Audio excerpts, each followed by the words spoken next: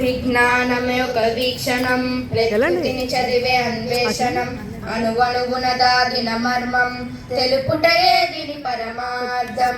నింగినేలలా నడుమ సాగే నిరంతర నిజాల ప్రయాణం, చీకటిని చీల్చే జ్ఞానమై వెలిగించును నవభారతం.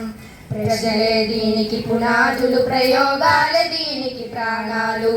వస్తువు కదిలే గమనము ఫిజిక్స్, శక్తిని తెలిపే చలనము ఫిజిక్స్, కాలం రాసే లెక్కలన్నీ కళ్ళకు చూపే మంత్రము ఫిజిక్స్, కాంతి వేగం గురుత్వ బలం అన్నీ దీని సత్యాలే.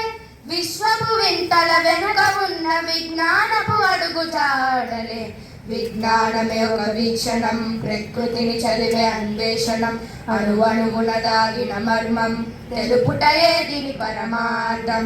పదార్థాల కలయిక కెమిస్ట్రీ, మార్పులు చూపే హిస్టరీ, నిటి బిందువులో దాగిన అంతు చిక్కని మిస్టరీ. రంగుల మార్పు, రసాయనిక తీర్పు, అద్భుతమైన సమ్మేళనం, సృష్టిలోని ప్రతి అణువులో సాగును దీని సంకలనం. విజ్ఞానమే ఒక వీక్షణం, ప్రకృతిని చదివే అన్వేషణం, అణువణువున దాగిన మర్మం, తెలుపుటయే దీని పరమార్థం. ప్రాణం పలికే జువాలజీ, జీవన వేద ఫైనాలజీ, జంతు కోటి నడకల్లో దాగి ఉంది బయాలజీ.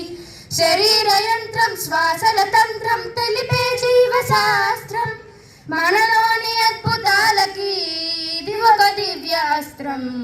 విజ్ఞానమే ఒక వీక్షణం, ప్రకృతి చదివే అన్వేషణం, అణువణువున దాగిన మర్మం, తెలుపుటయే దీని పరమార్థం.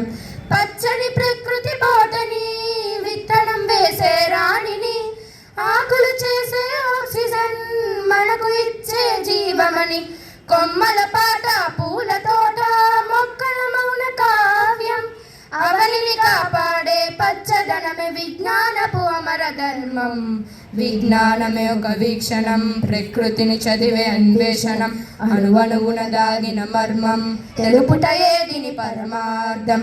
నింగినేలలా నడుమ సాగే నిరంతర నిజాల ప్రయాణం, చీకటిని చీల్చే జ్ఞానమై వెలిగించును నవభారతం.